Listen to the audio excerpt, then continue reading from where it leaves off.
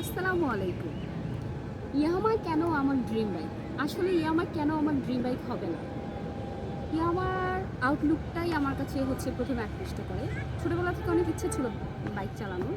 Family থেকে ওই ধরনের সাপোর্ট না পাওয়ার কারণে আসলে বাইকটা চালানো হয়নি। পড়াশোনা শেষ করে নিজের টাকা আর্ন করে তারপরে একটা বাইক স্কুটিটা কেনা হয়েছে, তাও আমার ইয়ামাহার।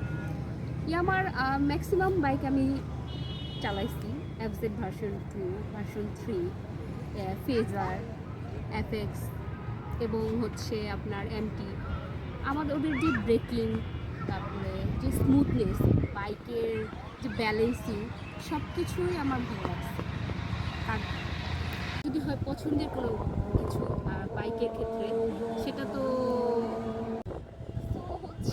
একটা বাইক কেনার পর আপনার সেটা টেক কেয়ার দরকার। সেখানে টেক কেয়ারের ক্ষেত্রে আমার যে সেলস সার্ভিস, আমার মতে সেটা বেস্ট।